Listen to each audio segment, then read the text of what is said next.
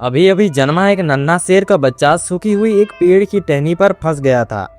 नीचे पागल हो चुके जंगली भैंसों का झुंड था। जरा सी चूक होती तो बच्चा उनके पैरों के नीचे कुचला जाता। तभी उसके पिता शेरों का राजा मुफासा एक पहाड़ी से दौड़ता हुआ नीचे आया। अपनी जान की परवाह किए बिना सीधे भैंसों के बीच छलांग लगा दी और गरजते हुए अपने बेटे को बचाने की कोशिश करने लगा। लेकिन जैसे ही उसने बच्चे तक पहुंचने की कोशिश की, एक भैंसे ने उसे जोर से टक्कर मार दी और वह दूर जा गिरा। बच्चा भी उसी टक्कर से जमीन पर गिर पड़ा। फिर भी मुफासा बिना रुके दौड़ता हुआ आया। उसने अपने बेटे को उठाया और एक चट्टान के किनारे रख दिया। लेकिन वह सांस भी नहीं ले पाया था कि एक और पागल भैंसे ने उसे फिर से टक्कर मार दी और वह झुंड के बीच गुम हो गया। नन्हा शेर का बच्चा घबरा गया पर कुछ कर नहीं सका। तभी एक गगनभेदी दहाड़ सुनाई दी। देखा गया कि शेरों का राजा चट्टान पर चढ़ने की कोशिश कर रहा था, लेकिन चट्टान इतनी खड़ी थी कि हर कदम एक संघर्ष था। इतना ताकतवर होने के बावजूद मुफासा की ताकत अब जवाब देने लगी थी।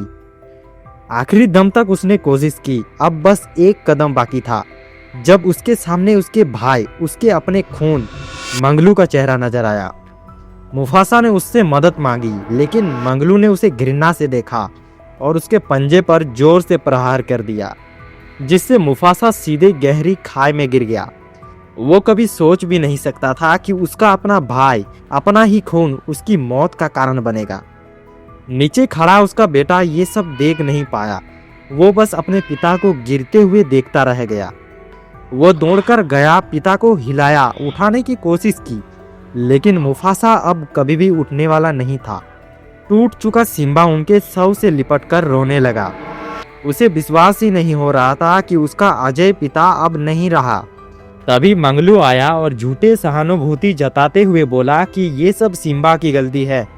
उसने अपने पिता को मौत के मुंह में धकेला और अब कोई भी उसे अगला राजा नहीं मानेगा।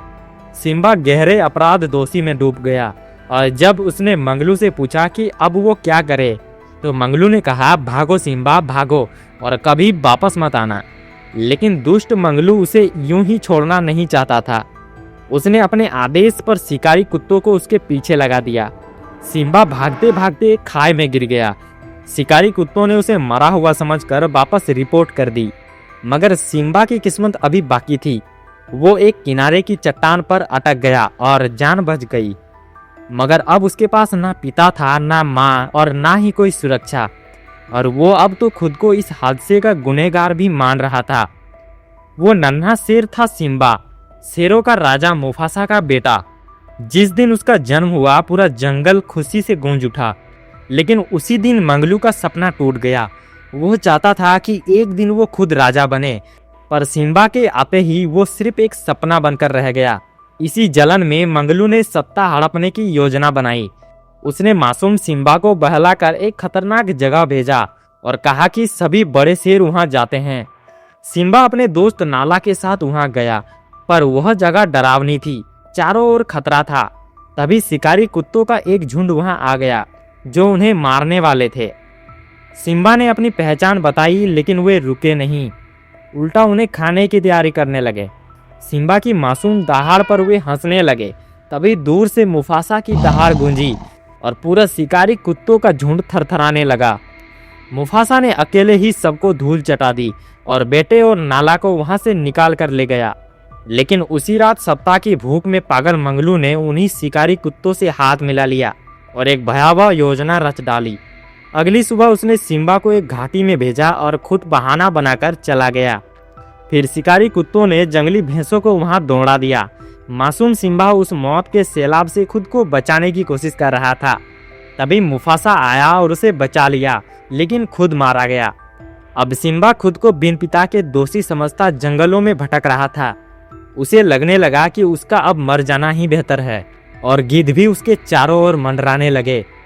तभी एक जंगली सुअर और उसका दोस्त उसे बचा ले गया। उन्होंने उसे सिखाया कि बीते गमों को भूलकर नई जिंदगी शुरू करनी चाहिए।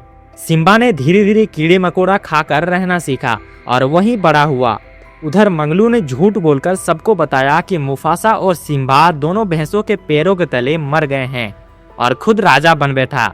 उसने शिकारी कुत्तों को महल में रख लिया। जंगल उजड़ गया, चारों ओर मौत का सन्नाटा पसर गया। सब जानवर भूखे मरने लगे, पर मंगलू को इसकी कोई परवाह नहीं थी। वो सिर्फ सत्ता चाहता था। रानी से विवाह कर राज को वेद करना चाहता था, लेकिन रानी ने इनकार कर दिया। इसी बीच बंदर गुरु ने एक बाल का विश्लेषण कर पहचान लिया कि सिम्बा अभी भी जिंदा है। उसने यह बात जंगल में फैला दी। नाला ने यह खबर सुनी और सिम्बा की तलाश करने निकल पड़ी। आखिरकार वो उसे मिल गई। सिम्बा पहले पहचान नहीं पाया, लेकिन जल्द ही सब याद आ गया। नाला ने उसे कहा कि जंगल को उसकी जरूरत है। वो राजा बनने के लिए पैदा हुआ है, लेकिन सिम्बा अब भी खुद को दोषी मानता रहा और उसने वापस जाने से मना कर दिया। अब नाला नाराज होकर वहां से चली गई। रात को सिम्बा अकेला भटक रहा था और उसी वक्त उसे बंदर गुरु मिला। उसने सिम्बा से कहा कि वह अपने पिता से मिल सकता है। नदी किनारे सिम्बा को अपने पिता का चेहरा दिखाई दिया और फिर आकाश से मुफासा की आवाज आई, तुम मेरे बेटे हो, असली शेर राजा। मत भूलो कि तुम्हारा कर्तव्य क्या है। यह सुनकर सिम्बा की आंखें खुल गई। वो समझ गया कि अब उसे डरना नहीं बल्कि लड़ना है। अगले ही दिन वो वापस लौटा। वहाँ सब कुछ उजड़ा हुआ था। उसकी माँ और शेरों ने उसे देखा तो भावुक हो गए। वो अब एक असली शेर राजा बन चुका था। सबने उसका स्वागत किया। मंगलू ने उसे देखा तो डर गया, लेकिन फिर चालाकी से वही पुराना खेल खेला। उसके अपराध बोध को कुरेदना शुरू कर दिया। सिम्बा थोड़ा डगमगाया और फिर एक बार वही दृश्य। वो एक चट्टान से लटक रहा था। मंगलू ने उसे गिराने की कोशिश की और अपनी सच्चाई उगल दी कि उसने ही मुफासा को मारा था। गुस्से में तमतमाया सिम्बा वापस ऊपर आया और उसने मंगलू पर हमला कर दिया। दोनों के बीच भयंकर लड़ाई हुई। शिकारी कुत्तों ने सिम्बा को घेर लिया, लेकिन उसके साथ नाला, माँ और बाकी शेर भी लड़ाई में कूद पड़े। सब मिलकर शिकारी कुत्तों को हराने लगे। जंगली सुअर ने भी सबको चौंकाते हुए कई शिकारी कुत्तों को उड़ा दिया। अब मंगलू पगलू बनकर भागने लगा, लेकिन सिम्बा ने पीछा किया और उसे घेर लिया।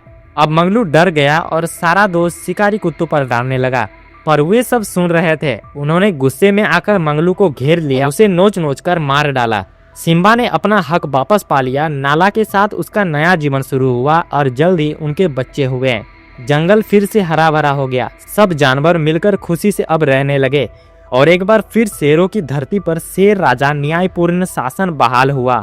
दोस्तों, आज की स्टोरी आपको कैसी लगी हमें कमेंट सेक्शन में जरूर बताएं।